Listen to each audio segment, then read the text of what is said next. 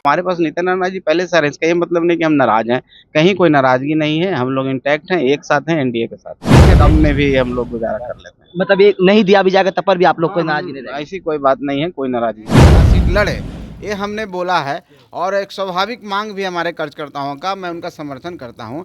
इसके आगे तो हमेशा कुछ बोले नहीं। बात करने के लिए बिहार सरकार के मंत्री संतोष सुमन है। सर, आज डिप्टी सीएम सम्राट चौधरी मुलाकात करने पहुंचते हैं। कहा जा रहा है कि जीतनराम मांझी नाराज चल रहे हैं। ये कौन बोला आपको?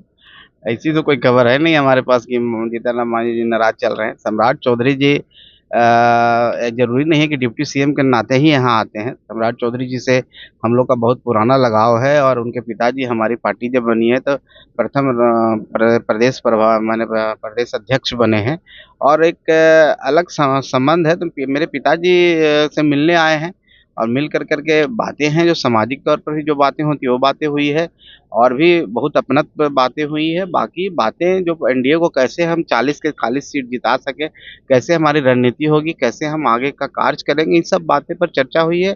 बाकी इसका कोई राजनीतिक बात नहीं करें और राजनीतिक अलग अलग जो भी मायने हैं उसको ना निकाला जाए। लेकिन जिस तरह से कहा जाए कि बड़े बड़े नेता मुलाकात करने पहुंचते हैं, कभी नित्यानंद राय, कभी सम्राट चौधरी, तो ये नाराजगी तो दिख रही है कहीं न कहीं। ये देखिए, हमारी खुशनसीबी है कि अभी बिहार के एक सीनियर लीडर जीतन राम मांझी जी हैं, जिनका 40 साल का अनुभव है और उनसे मिलने के लिए लोग आते हैं, औपचारिकता में आते हैं और वो अलग भाव के साथ आते हैं। कोई ज़रूरी नहीं, अगर हमारे पास नित्यानंद राय जी पहले से आ रहे हैं, इसका ये मतलब नहीं कि हम नाराज हैं, कहीं कोई नाराजगी नहीं है, हम लोग इंटैक्ट हैं, एक साथ हैं एनडीए के साथ। सर, कैबिनेट विस्तार को लेकर चर्चाएं तेज है। कहा जा रहा है कि एक रोटी से पेट नहीं भरते हैं, 2 रोटी चाहिए, तो इसलिए कहीं न ना कहीं ये सब कोई बातें नहीं है, हम लोग एकदम संतुष्ट रहते हैं और कम में भी हम लोग गुजारा कर लेते हैं। मतलब ये नहीं दिया भी जाएगा तब पर भी आप लोग कोई नाराजगी नहीं रहेगी। ऐसी कोई बात नहीं है, कोई नाराजगी नहीं। तो साफ तौर पर आपने सुना बिहार सरकार के मंत्री संतोष सुमन का क्या कुछ करना है। जिस तरह से जो कैबिनेट विस्तार की जो चर्चाएं थी उस पर भी साफ तौर पर कदम नजर आ रहे हैं कि हम ऐसे कोई नाराजगी नहीं है और क्या कुछ कर रहे हैं संतोष सुमन, आपको हम छोड़ जाते हैं तमाम बयानों के साथ। इन्हीं से मुलाकात करने से कोई मतलब नाराजगी से नहीं होता है। अब वो आए हैं,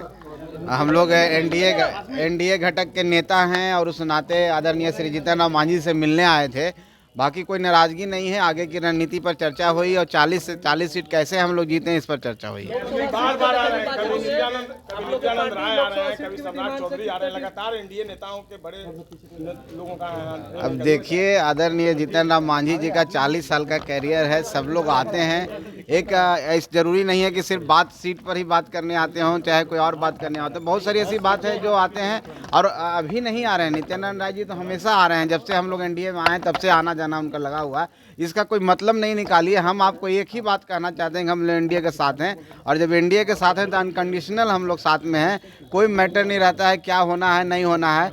हम लोग ने छोड़ दिया है माननीय प्रधानमंत्री जी पर और इतना आपको विश्वास दिलाते हैं कि सम्मान हम लोग का रहेगा और सम्मान के साथ हम लोग एनडीए के साथ हैं और एनडीए को 40 से 40 सीट जिताने का हम लोग सीट को लेकर के इस बार जो सीट बट रहा है उसमें आपको एक सीट दी जा रही है आपकी पार्टी को, इसको लेकर अब देखिए, अब धैर्य रखिए, कितना सीट किसको मिलेगा कल परसों तक सब पता ही चल जाएगा, लेकिन हम लोग नाराज नहीं है। गया सीट पर संतोष जी आपकी दावेदारी सामने आई है। गया सीट पर आपका शायद स्टेटमेंट भी है कि गया सीट पर वो आप लोग लड़ेंगे।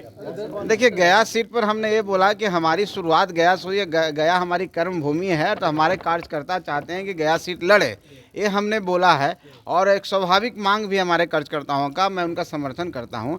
इसके आगे तो हमेशा कुछ बोले नहीं है। अच्छा, ये कैबिनेट के विस्तार को लेकर के एक चर्चा ये भी थी कि आप लोगों चाहते थे कि एक और बर्थ आप लोगों को दिया जाए, तो क्या उस पर सहमति बन पाई है? देखिए, ये सब बातें जो भी होगी, ये सब बातें होती रहती है और हम लोग आपस में बैठ के तय करते हैं क्या करना नहीं करना। ये मीडिया में बोलने की बात नहीं है। मतलब दूसरे चाहिए। ऐसा तो मैंने कुछ बोला नहीं, लेकिन आप मतलब निकाल रहे हैं, इसका क्या मतलब आप समझिए। मजबूत विभाग तो कम से कम चाहिए ही होगा। अब भी बोले थे कि मजबूत विभाग। अब देखिए, मजबूत विभाग कौन होता है इसका कोई डिफिनेशन मेरे पास नहीं है। हम समझते हैं कि हर विभाग में काम करने का स्कोप होता है। आपके ऊपर डिपेंड करता है कैसे काम करते हैं। अगर पूरे मन से कीजिएगा तो जनता के सेवा के लिए सब विभाग बना है और हम जनता के प्रति उत्तरदायित्व में कोई भी विभाग होगा हम काम करेंगे और मुख्यमंत्री जी का जो विश्वास रहेगा उस पर हम लोग खरे उतरने की कोशिश करेंगे।